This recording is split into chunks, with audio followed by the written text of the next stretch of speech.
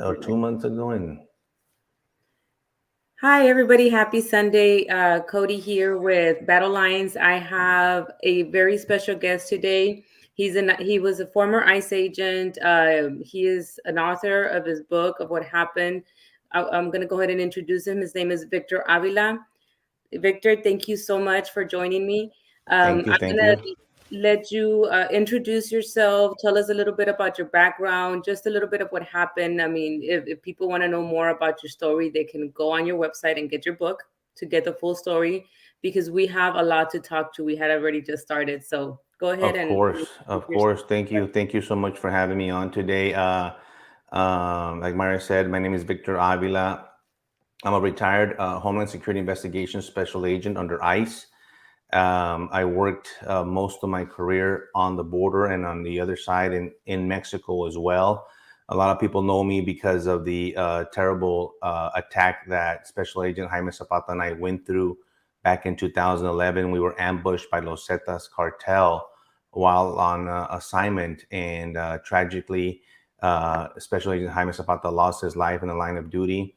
I miraculously survived being shot 3 times, and I'm here by the grace of God. And so after going through something like that, people ask me, why are you still so active? Why do you care so much about the border? Well, for me, it's kind of personal. This is I have a hard time identifying myself as a victim, but I'm a victim of the circumstances of what's happening in Mexico and the cartels and everything that's happening in our country. And I don't want that to continue to happen in our state of Texas and the rest of the communities. And so I want to fight to preserve our sovereignty. And lately I've been saying I feel disrespected. I think the rest of the world is disrespecting our Constitution. They're disrespecting our laws. And one thing is our government, this administration not enforcing the laws. But another thing is these other countries willingly sending their people to our country without any regard, especially when, for me, it's the criminal element that's coming across. I know not everybody is a criminal that comes, but to me, we need to secure this border. We need to control it. A lot of people say, let's seal the border. It's not about sealing the border and closing it, because there's a lot of trade. There's a lot of issues that are going on that are good at the border. What I want is to take control of that border, take it back from the cartels, and secure it in the way where we know who's coming in, and we get to decide, because we are the United States of America. We get to decide who comes in and who doesn't, for whatever reason. And whether you're an asylum seeker or not, we have that determination. We have already, we have that in the books, and it's just being ignored. And as you know, it's lawlessness down there. And we'll talk about my recent trips to just last week to Arizona. The week before that, I was in which is now ground zero in Eagle Pass, Texas. And it's just out of control. So And, I'm and looking it's forward to discussing all this. And it's sad to say because you say that, other countries are disrespecting our law, our constitution, but it's not only them, it's our own government disrespecting our constitution. They're not upholding, they're not protecting our country the way they should. The people that are in office right now, the current administration, they're not enforcing the laws. They are we basically have no borders right now. We have open borders. Anybody can come in, and firsthand the kind of things that are coming in, all the drugs. And tell us about what you've seen here in El Paso, not El Paso, I'm sorry, Eagle Pass. What you saw in Eagle Pass compared to what you've seen in the rest of the country. Well, it's actually that's a good question, because, and you mentioned El Paso, because it's not just in the Rio Grande Valley. It's not just in Eagle Pass, Texas, although right now it happens to be ground zero where the people are coming in. But I want people to understand that people have become a little, I think, relaxed to the term of illegal immigration, and they kind of gotten a little bored of it. And illegal immigration, let me tell you, it might be boring to you. You might think it doesn't matter to you, but illegal immigration is just a small portion, believe it or not.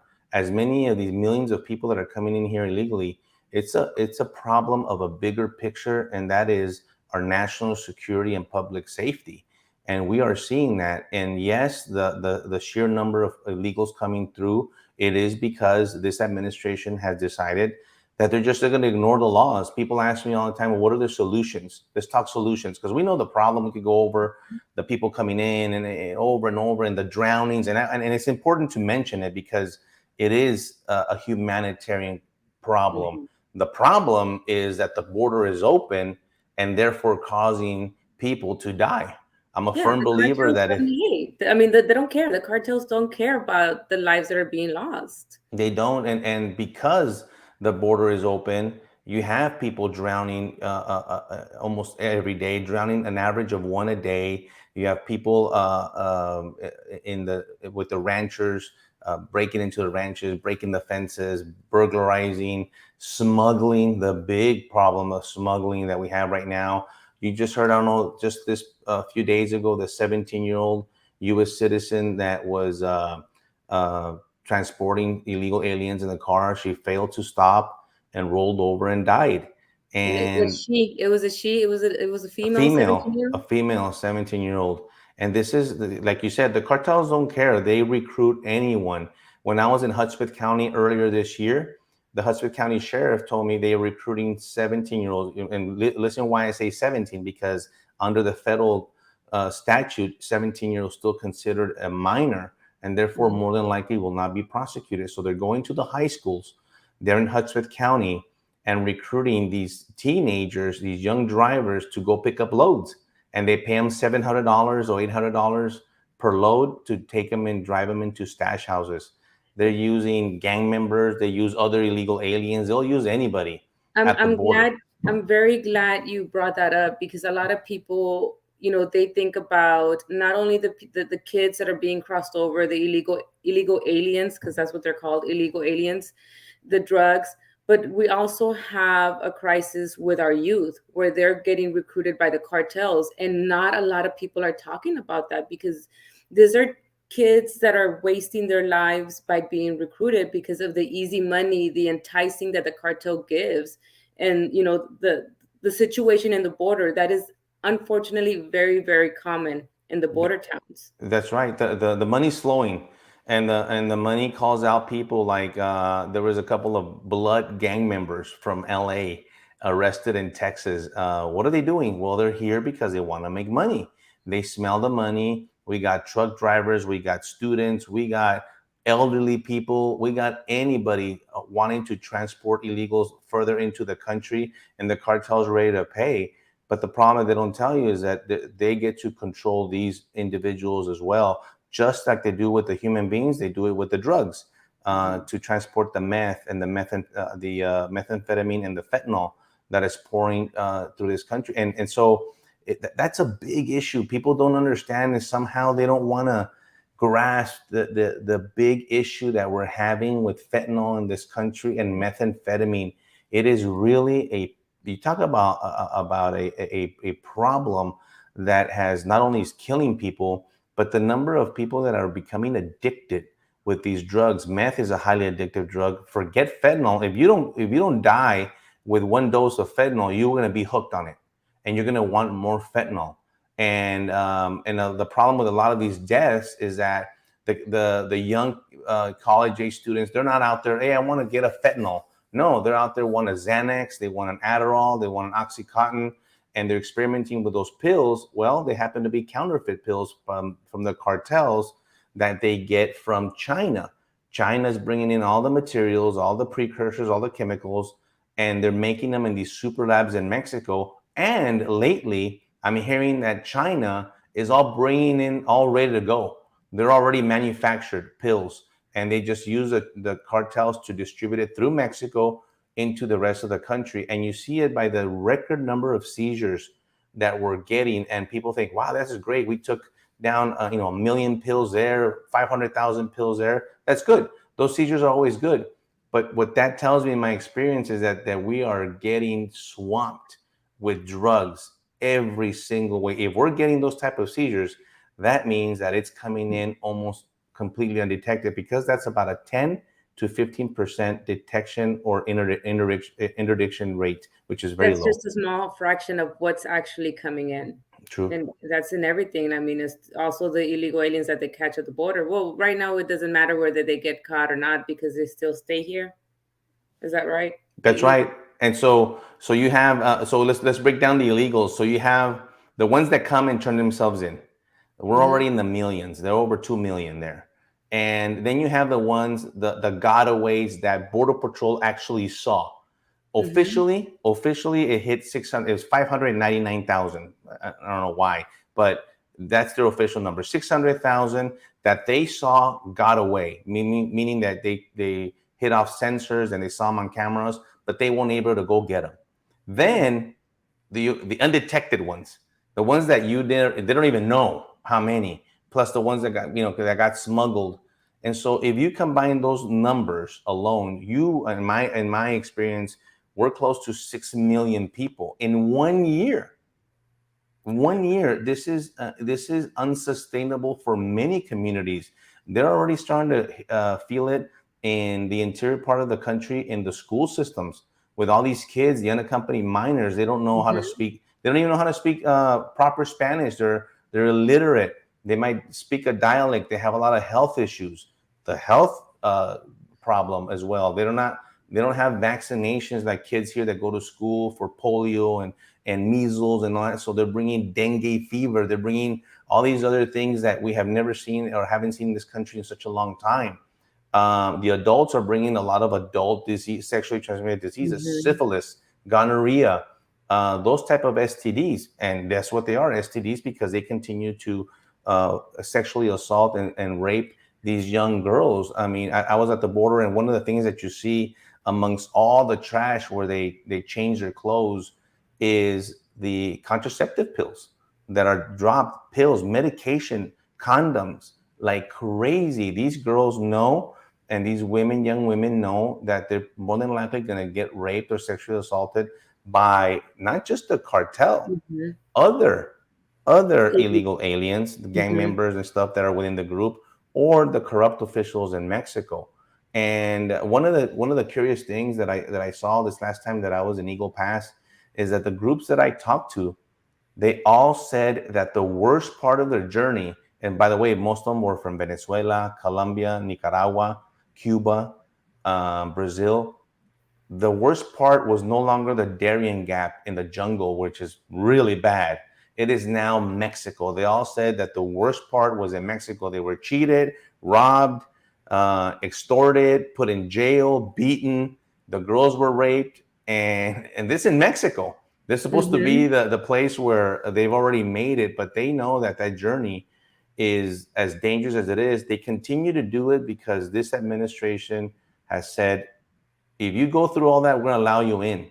And Mexico, one of the things that I push a lot is they're not being held accountable either. These No, they're people not. are, look at Mhm. where I said where they're from. They're not from Mexico. They're illegally present in Mexico. Why isn't Mexico deporting them? Why isn't Mexico exercising their immigration laws? So the corruption is so rampant there as well, that I think the United States needs to take certain steps to deal with Mexico, and whether with trade, whether with Mhm. declaring the cartels as foreign terrorist organizations. Guess what? Kind of like what Trump did, right? And say, That's what I was going to ask you. When Trump was in office, there was a deal that was between the United States and Mexico, where Mexico was holding them back as much as they could. that's right. So you got the Remain in Mexico. You have the Mhm. Title 42, and the reason why, let me tell you why the deal was made, because President Trump basically threatened Mexico and said, "Listen, if you don't do your part in your country, I'm gonna raise tariffs." I was looking at the figure.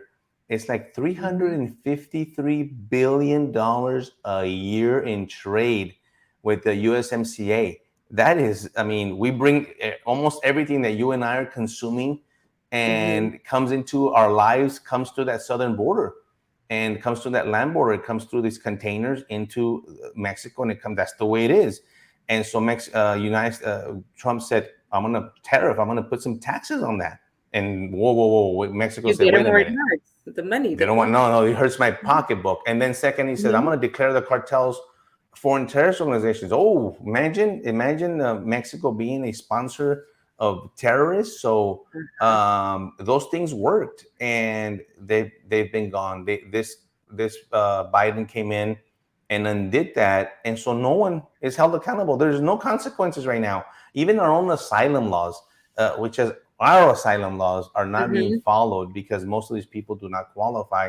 As a matter of fact, the ones that probably would qualify for asylum are being kind of shuffled Back. because Mhm. when you let everybody in, then there's no vetting, there's no proper vetting. And isn't like with the asylum laws, since they're not coming directly from Mexico, they're coming from other countries further down than Mexico. You seek asylum to the first country that you step into. So That's that would be very, very Mexico. right. That wouldn't be the United States. And a lot of people are claiming the gang violence or not having a job, the economical situation that they have. They see that as asylum, but that is not a cause for asylum either. Very good point. One, a lot of these individuals were already granted asylum in another country, in Chile, Peru, Hmm. Colombia. And you're like, why are you coming here? You already got asylum. They dump their passports, they dump their IDs, like if they don't have anything.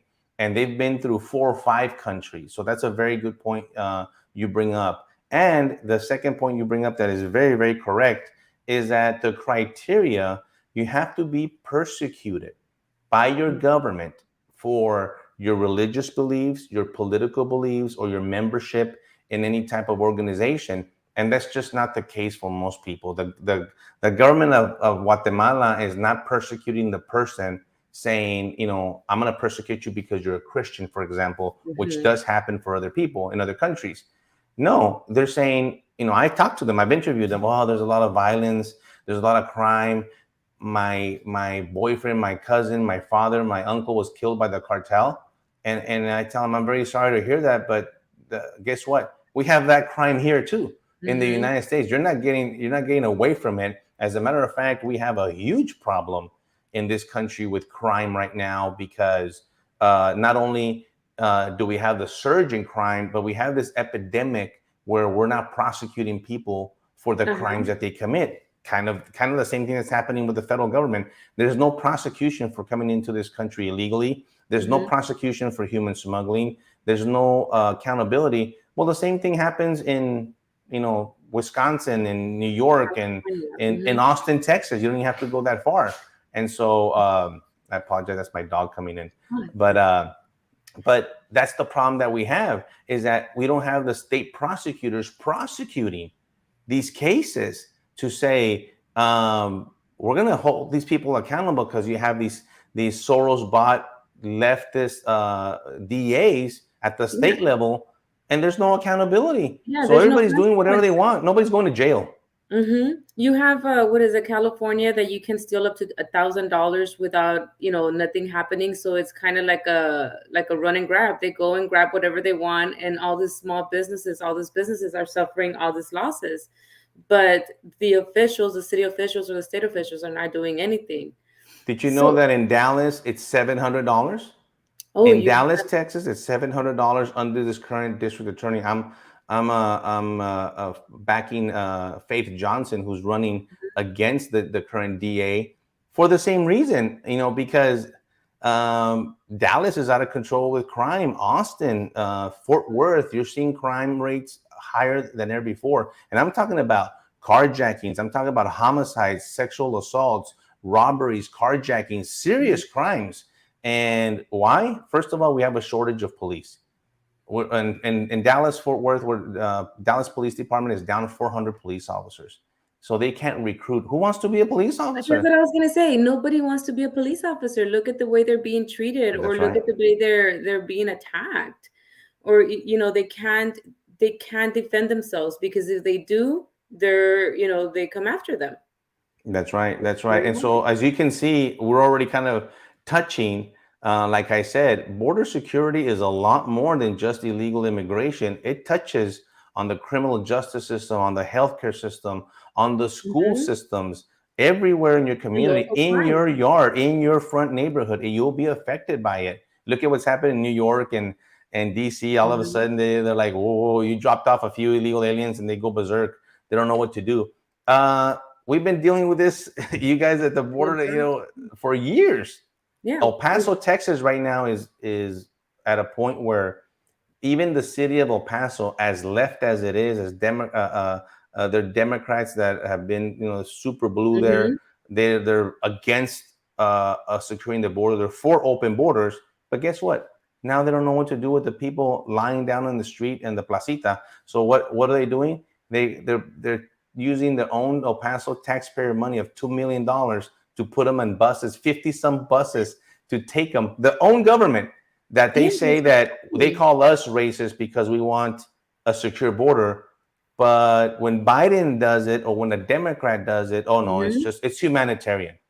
It's humanity. I mean, we're being invaded. I mean, the invasion happened in the border, and it's not going to stop, and it's going to continue. Right. What do you see the difference since you've been to Arizona and Texas of how each state is dealing with this crisis, with this invasion?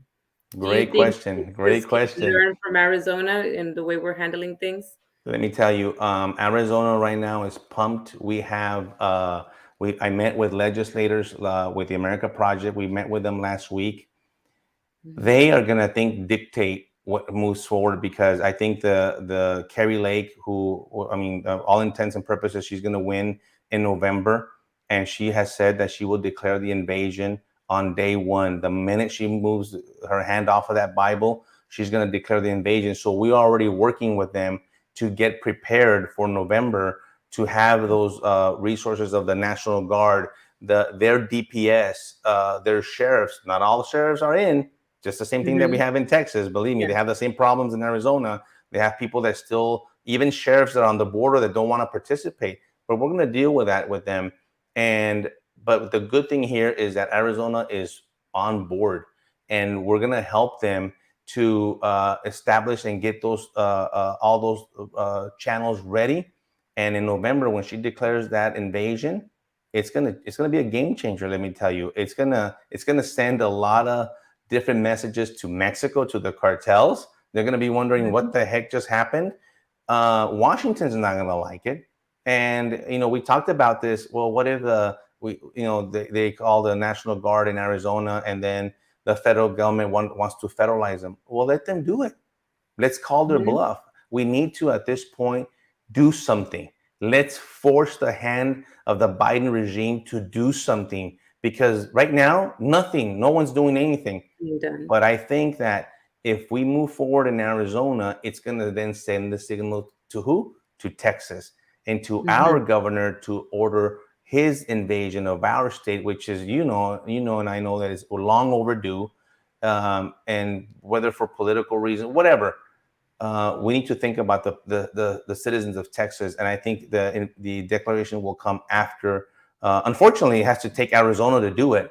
But then I think our governor is going to see what's happening in Arizona. It's going to work, and we're going to start. That's real border security. I commend the men and women of DPS, because they're doing a tremendous amount of work of trying to slow down the smugglers and the drug traffickers and the illegals and the rollovers and all that.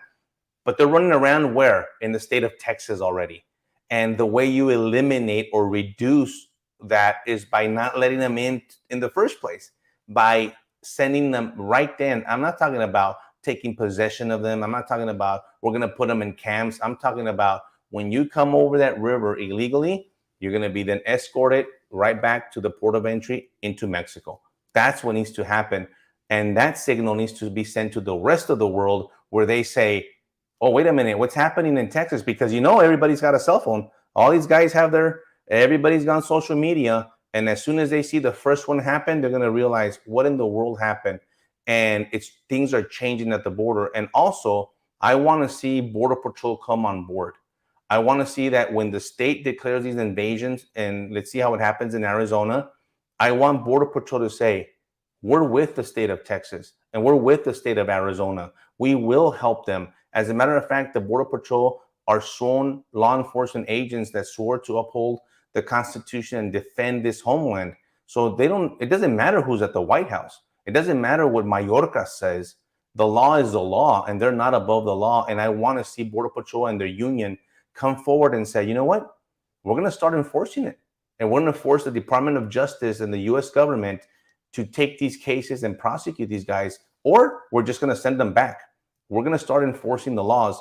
And I think it's going to be a big game changer. I think it's going to start reducing the flow. I think the word already is, they're worried about, I'm talking about the illegals and the rest of the world, about what's going to happen in November because of the midterms. And they know that the Republicans are probably going to win. And those numbers are going to dip a little bit. But then they're going to realize, wait a minute, the president is still the president, and Mayorkas is still the Secretary of Homeland Security, and they're going to realize that the border is still open, and then those numbers are going to start coming right back up. Well, we need to show them that we don't need the federal government. It's the states that are going to step up and defend their states, and in hand, at the same time, we'll be defending the rest of the country, believe it or not.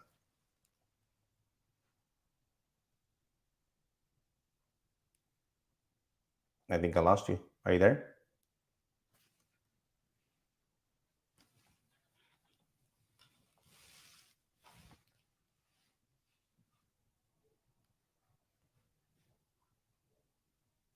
Okay, well, I guess I got the show now. What else can we talk about, Myra? I mean, one thing I could talk about while you come back, because I think I lost you off a little bit, is what I'm doing with the America Project. The America Project is an incredible organization, nonprofit organization that works in several different capacities. The first one that they created this for was for election integrity, and they've kind of expanded to seven different types of things to defend our rights. And one of those is border security. I came in as a consultant for that, and part of that is doing what we're doing in Arizona. The other part is also doing speaking events. And we're going to be doing a big one in New York. That's right, in Long Island, New York, in the heart of where people, I think, need to hear this message. We're going to have some incredible speakers October 14th and 15th in Long Island, New York, and tell people the realities, show them pictures, show them testimony, real people of what is happening on the border and why you are feeling the effects of what you're feeling right now. And so I'm going to be besides me speaking, I'm also going to be leading a panel discussion with angel moms. These are ladies that have lost their young ones at the hands of illegal aliens. And so it's going to be an incredible journey. Let me see, conference. She's trying to get, Myra's trying to get back in, and I'll try to handle this while she tries to get back. But meanwhile, I'll let you know a little bit more about the America Project. You could go to americaproject.com, americaproject.com. Look at what we're doing. There you are. I was like, oh my God, so I'm so sorry. It's okay. I think I took it. I think I ran with it. You did good. My computer decided to do a complete restart. I was like, oh my God, right now. It's okay. It's okay. I was telling them about the America Project, went into talking about the conference, and I'm like, oh, wait, I'm the host now. Oh my God. Yeah, you did really good. You can take over anytime. So, so the America Project, I think it's, I don't do a lot of that. I do consulting, but I do consulting separately. This is an organization that I really believe in because they do put America first. Election integrity, medical freedom, religious freedom, obviously border security. These are individuals that believe what I believe as an American, that we need to put America first. And there's nothing wrong with that, ladies and gentlemen. You know who puts their country first? Mexico does. Russia does. Germany does. They put their countries first, and nobody says anything when they want to put their country first. But as soon as Americans want to put our country first, we're called names, and we're called all these racist names, all these terrible names, because it's not about being inclusive or diversity. Look at me, we're Hispanic here. But I get chills when I say that, because when I went through the shooting in 2011, and I write a little bit about this in my book, I was probably the most loneliest man in that highway 57, and after we were shot, and I thought I was going to die.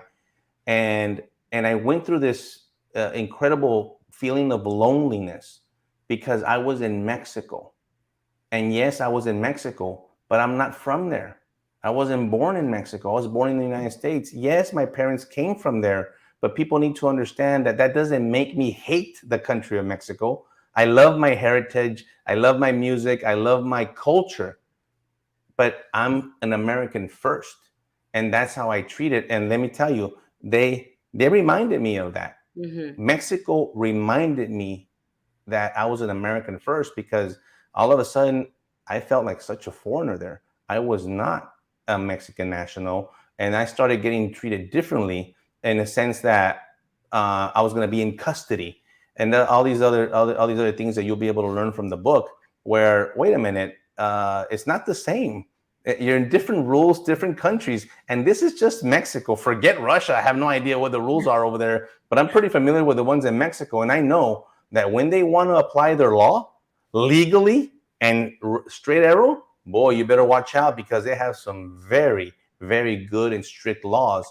And that's what we were kind of feeling with the immunities that I had as a diplomat.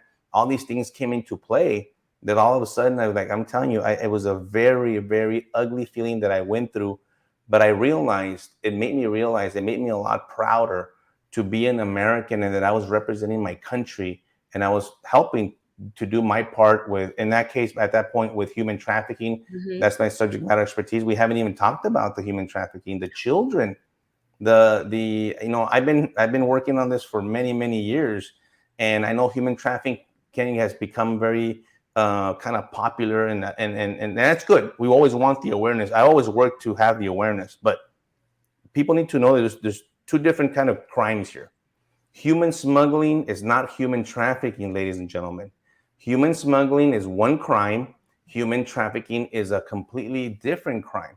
Does human smuggling sometimes become trafficking? Absolutely. But they're two separate crimes. Human smuggling is when the illegal pays that one-time venture, 4,000, 5,000, whatever, to come illegally into the country, and that's it.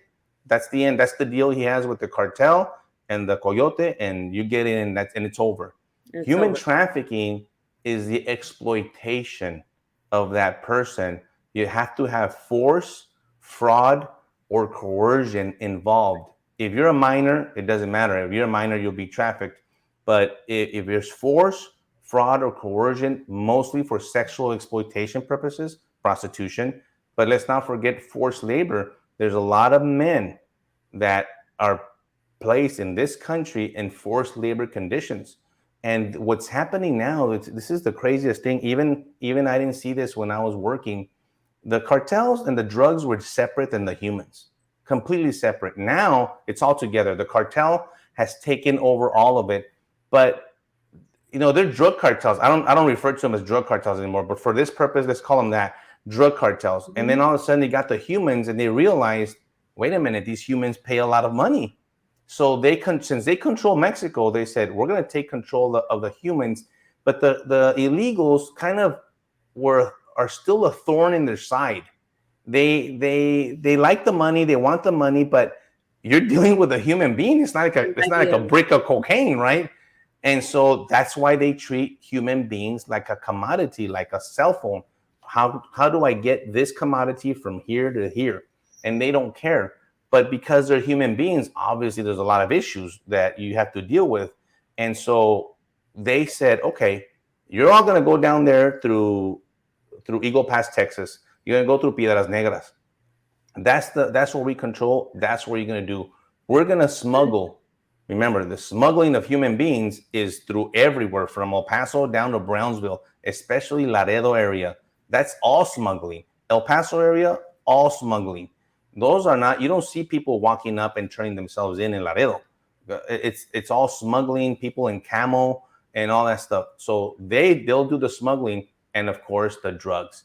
We're going to continue to traffic the drugs everywhere. Sometimes what's happening now, why I mentioned that smuggling can turn into trafficking, is because the illegal alien says, well, I only have $2,000.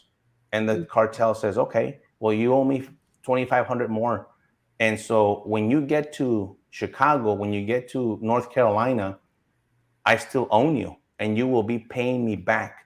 and it becomes an indentured servitude type of situation where no matter where you work, whether you're a construction, landscaper, whatever you are, you will be paying me a quota weekly back to me.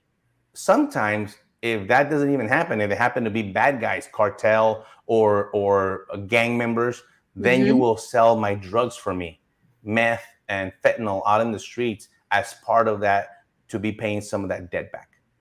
Wow. So they become slave own. They're the slave owners. Slave They owners. I become mean, I've it's interviewed them another here. form of slavery.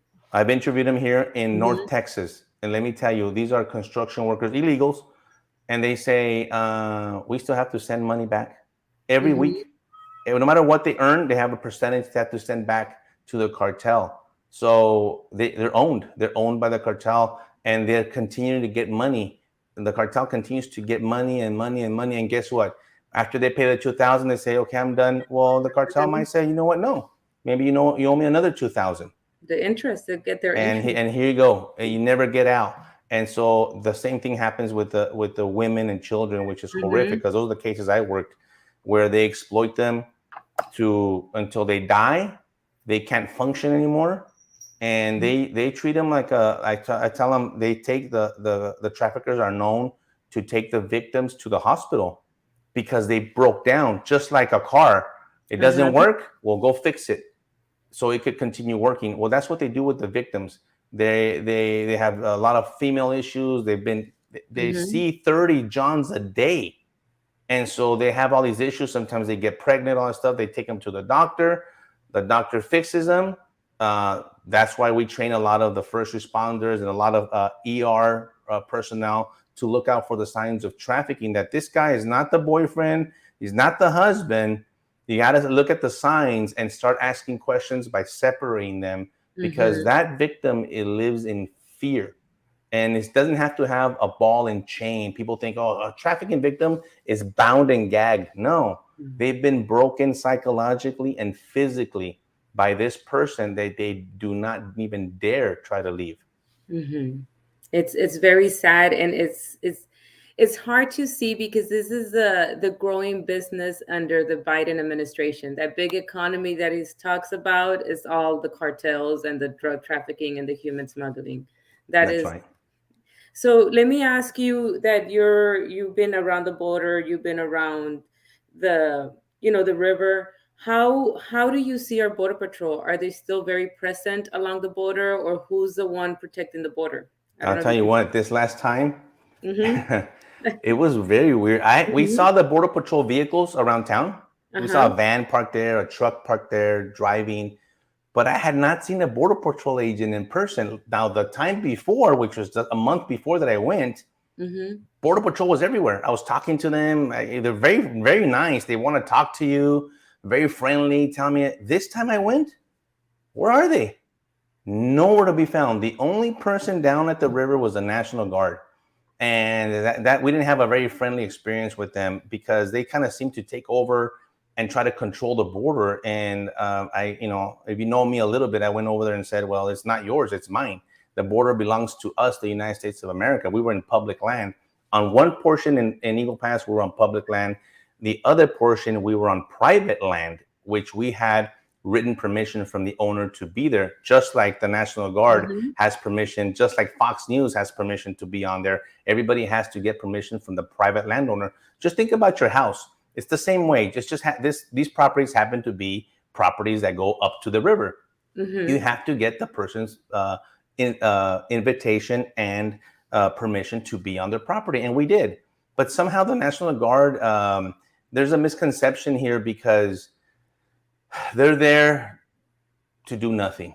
And it's a shame, because I feel so bad for the young men and women that work there, that do these 12-hour shifts, that it is just so consumed. It's demoralizing is what it is.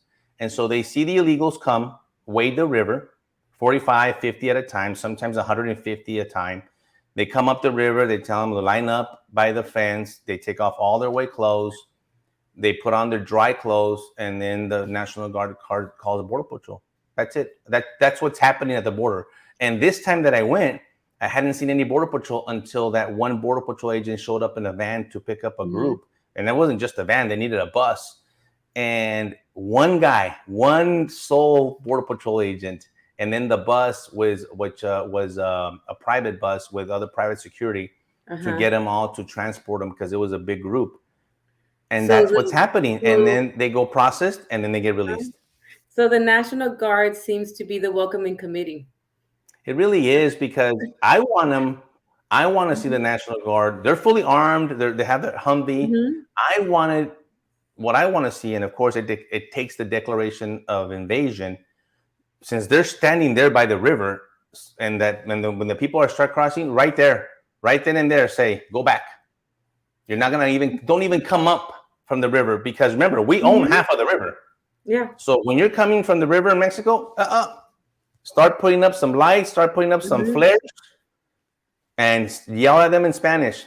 Go back. Do not come in. Regrésense. Regresen. And so Mhm. let the confusion set in. Let's disrupt this, right? And say Mhm. no more. You're not gonna come up and send them back. By the way, you could see the guides, the coyotes, bring the people across, and then you Mhm. see the coyotes swim Go back back. to Mexico because they don't want to come in, so they're just bringing in the bodies. But that's what I want to see. And on top of that, not just the National Guard, I want to see DPS. I want to see the sheriff of that county. I want to Mhm. see it, and I think that Border Patrol is going to see this.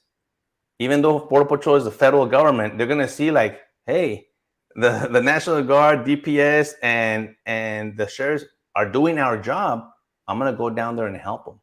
Yeah. And I think that'll unite Border Patrol to say to Mallorcas, it doesn't matter what you tell us anymore. We're going to do our job. Yeah, that's what it is, doing their job, enforcing the laws. And That's that's right. one of the things we talked about Carrie Lake. That's one of the things that I liked, that she criticized the buses and, the flights going deeper, taking the illegal aliens deeper into our country, which it has been happening for years already that they send them in. But the moment that they cross in, you don't take them deeper into the country because that's what they want. They're all doing it. The left said, "Oh, how could you humanitarian?" They want to go. It's a free ride. Yes. They're going to that part of the country. They're like, "Hey, great! I got a bus right now." But Mhm. at first, it's like people ask me about the buses, and I said, "Listen, it was good in the sense that it's kind of it is kind of comical to see them in Martha's Vineyard, It's right? optics. It's all optics. Optics and it's Mhm. comical and it did stir it up and Mhm. so for that I'm like, you know what, I'm okay with it, but Mhm. ultimately that's not the solution. Mhm. Ultimately we want no one to be transported because that's what, like you just said, Biden has been doing it for 2 years. And I did a radio interview last week and a left leaning radio station, and they said that that what Abbott and the other governor of Arizona is doing is racist. But I said, but it wasn't racist when Biden did it. Mhm. Planes in the middle of the night. By the way, it's still happening right now. Okay, people Yeah. think that it's just now the governors. No, no, no. Biden continues to put illegals on commercial air flights, on private Mhm. airplanes, on private coach buses, every which way, because you know what? They want to avoid another Del Rio Haitian under the bridge. That Yeah. was very bad for them. That woke up a lot of people and said, "What the hell is this? What's Mhm. going on with all these people?" They don't want to see the optics. All right? No, No, no, no, no, no, no. that's Get not them the out. ones that they want. Move them out, move out. Get them out, get them out. Process, process, Mhm. process. But that process, let me tell you, that process is not a good process. It's a quick process. And right now, we have a big issue with Venezuelans being released from prison. Maduro has Mhm. releasing them from prison and rehabilitation centers It doesn't make straight sense. to our border. And these are the worst of the worst. These are bad, bad criminals. Yeah, I mean, we have enough problem of our own. I mean, look at what happened in New York with the EMT or the fire department, the fire Yeah, oh lady. my God, that was such a It terrible, was it terrible was a death. tragedy, and those are the crime filled cities that we have, but yet we're bringing these people, or we're not bringing them. Well, we are kind of bringing them right now because we're enticing them to come in because our borders are open. They come here, we give them money, and we send them up north wherever they want to go. So we not only have crime within our people, but we're bringing more criminals in. And you right now, I was hearing you while I was out, but you were talking about the angel families, Yes. and you see the losses. And when I started this journey with politics and Latinos for Trump, Latinos for America First, is when I first met the angel families. I did not know what an angel family was. And getting to know them, and you hear their stories, they're very heartbreaking. And they can tell you firsthand what happens when these illegal aliens and criminals come into our country unvetted, because they all have lost a family member, their child. We talk about, Harvey Vega, Marie's son, that he was a border patrol. They Mm-hmm. were out fishing. You know, it was his day off. They came Mm-hmm. under fire by illegal aliens, and he Yep. was shot dead in Yep. front of his children. These are the people that we are trying to prevent, and we are getting loads and loads of them, not knowing And they're let me tell you, because my wife and I confronted Veronica Escobar in El Mhm, Paso, the representative that took over Beto in that area, District 16, and yeah, she listened. We were talking, but when I brought up the angel moms, she didn't want to hear it. She nobody. said, "Oh, that's an exaggeration of the right, and that's not real, and not everybody comes here commits a crime." Listen, one of those crimes, one of those murders, is one too many for me. One Mhm, rape of a child from an illegal alien is one too many for me. I don't need to. I don't need 10 to convince. How many? I asked her, "Well, how many examples do you need? How many examples do mhm, you want? Because you know how many there are? Thousands." Thousands and thousands of people that I tell them all the time, if God forbid, if you live in wherever you live in the United States of America, and I have them because I do presentations, and unfortunately, there's too many of these cases mhm. that an illegal alien is raping their 13-year-old daughter in their own bedroom, and at that time they're confused. What? Well, what? What do you mean what? Now you have to wake up now because you're a victim. Now because Mhm. you know it's too late. Yeah. It's too late. You need to wake up now to avoid being a victim. We already, like you said, we already have enough to deal with in our own country. You know, one of Mhm. the sayings in Spanish and the Hispanic community is, you know, a lot of people, I'm going to help him. I'm going to help. How about you start with your own family? You Mhm. know, so sometimes by helping your own family, you help a lot of people. Well, Yes. that's kind of, I think, where I feel that we're at right now in the United States. We need to help ourselves here. We need to help ourselves with inflation, crime, immigration, national security. Look at what Russia's doing. There's a lot of issues here, but we keep on sending billions of dollars to Ukraine. Did you know that on Friday we just sent another 12 billion on Friday, Mhm. very quietly, Friday afternoon at 5 p.m. when nobody sees the news, nobody, 12 more billion dollars. We're up to, I lost count. I think we're over 70 or 80 billion. And we cannot send any resources to the southern border, or how about resources to our schools? How Yes. about That was another armed thing armed resource officers, I wanted right? to talk to you about that Yes. before we are over hours over, because I was listening to your conversations and your interviews after the Uvalde tragedy, and you have solutions to what the schools can do, and they're solutions that make sense, without taking the rights of people. Can you go Yeah, over so those solutions here? there's a lot of them here, and these solutions people think, oh my God, they're very easy. You know what it takes? It takes someone first of all to want to do them. Second Mhm. of all, it takes the money, and I know we have the money because we keep on sending it to another country. One of them is start with technology. We have technology that exists today that we could use to detect anyone coming out of, and I'm talking about it's a technology of camera systems and sensors, Mhm. very sophisticated, but they're integrated. Most schools already have camera systems in there, and there are companies out there that can detect. And I've seen it. I'm telling you firsthand. A person in the parking lot that, let's say, they go open the trunk and take out an AR-15. That thing would automatically detect an AR-15 and send an alarm to the school and the police immediately, and immediately send them a live feed of all the cameras to the police department or sheriff's department. Now, if a person takes out a bat, it tells you it's a bat. It's very good in detecting a firearm. It also detects parked vehicles that are not supposed to be parked there, plate readers, all this thing technology. Now let's talk about the technology and software versus the hardening of the actual school. Yes, it's important to have, get buzzed in, certain Mhm. doors closed, absolutely, funnel the traffic to one area. Yes, not have access to anybody that comes in. Visitors must come in. That's a good thing.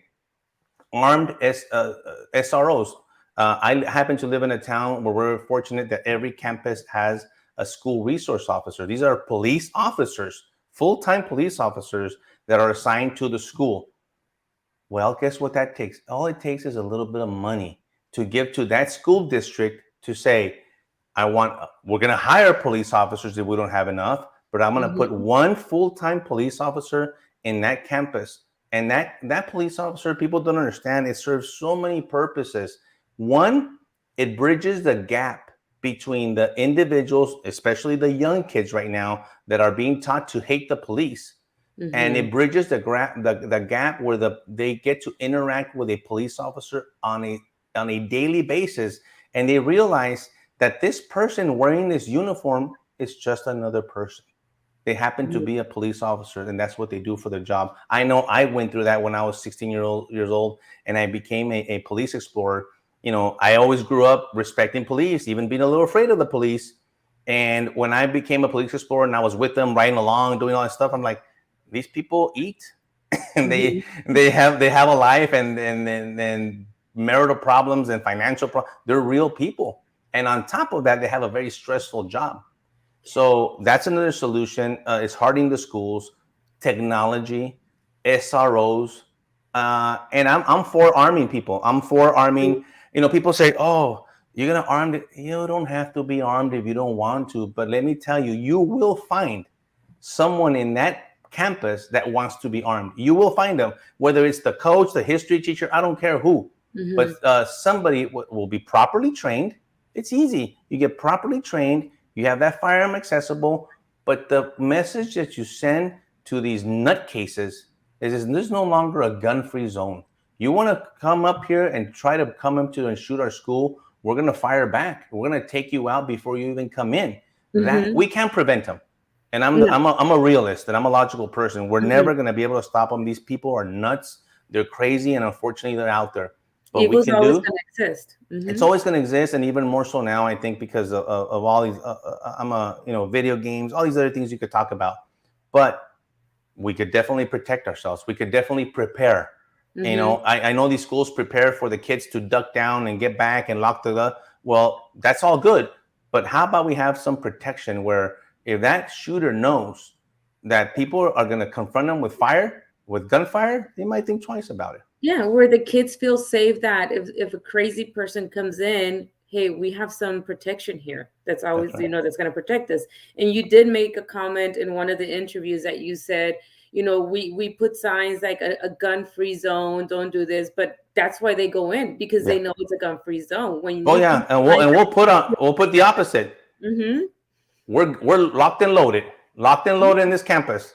You show up. You're gonna show up and threaten this school with a firearm. You mm-hmm, will be confronted with firepower. I mean, that's what you have to do. That people are afraid of firearms because I think, one, they don't understand them. Unfortunately, a mm-hmm, lot of our elected officials don't even know the difference between a semi-automatic weapon and an automatic weapon. All of a sudden, they love saying assault weapons. Assault weapon. Well, everything is an assault weapon. A hammer is an assault weapon. And so I'm one of those that every time I hear weapons of war or assault weapons, they have no idea what you're talking about. And that it's word came out in the debate this Friday. He did call it a weapon of war. come on, Francis, those are the left talking uneducated. points Mhm. of fear mongering. And I want to say Mhm. something clear. A lot of the stuff that we're talking about is it's doom and gloom, right? We talk a lot about negative stuff and border security and illegal and Mhm. crime. But to me, I'm trying to be as real as possible. I'm trying to be as logical about it as possible. I'm not a fear monger. I don't want to scare people into. I want people just to be prepared with the information that we're Mhm. providing them. It's very different. Like, for example, the left. and calling them weapons of war. Obviously, that's wrong. They don't even know what a rifle is. They don't know what a handgun is. They don't know the difference between it. They don't even know the nomenclature of a handgun. They don't know what it is. They don't know the parts to it, because they just want to ban them. They want to ban them all. They want to ban all guns. But I train when I'm highly trained in firearms. There's philosophies when you go through training. It says, do you want to train your kids? Do you want them to know, or do you do not want them to know? And they leave it up to in my case, they leave it up to the agent. And I wanted to be the one that I wanted to train my family. My gun and my badge were part of me for 20 years. I wore it like I wore my pen. That's every day. And so I thought, I have so much going on in my life anyway, in my career, and so busy that my gun is here. I take it off and I put it right here. And I don't want my kids to be curious about it. I took them, I shared them, I broke down the gun, we shot it. Any questions, take away the curiosity. You can never touch this gun unless I'm present. That type of training. And I'm calling it training. I'm not talking about teaching. I'm talking about training your family members. My daughter just asked me yesterday, Dad, I think I want a gun. I said, absolutely. We'll go get you one. Why is she asking me this? And my daughter, Sophia, is so, feminine, very, and for her to tell me that, it's because she's seen a lot of the crime in the Dallas-Fort Worth area. She doesn't feel safe. She doesn't feel safe. And I said, we're going to go get you a gun. We're going to properly train you. You're going to know the location and condition of your gun at all times. It can't be done. And so I always felt very comfortable. To this day, I have guns all over the house, and I don't worry about I'm going to go see what that. No. That's already been taken care of. I trained them, but it also helps first of all, for my family to defend themselves as well, in case, I'm not here all the time.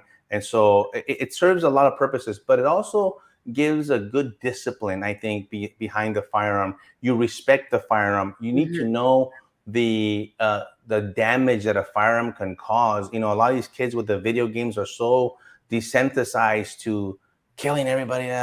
Go shoot a gun and feel the power, any gun, and you'll be like surprised if you never shot one. I've taken a lot of people that have never shot a gun before, and they're so surprised, like, oh my God, I didn't realize the power, the feeling about the it. feeling of it. Yes. I didn't shoot a gun till maybe 4 years ago. I grew up in a family where my dad, he didn't want guns in the house or whatever. He was more like, you use them for hunting, whatever, but he never liked guns. He was more of a fisherman. So we never had guns. And later on, I was gifted a gun and I got to shoot a gun. And you do feel better protected. You feel secure. You feel safe because you have that protection. Absolutely. And that's what it is. And I told my daughter, and my daughter knows where it is. She knows where it is. Because if something happens and I'm not here, you need to grab it and you need to protect yourself.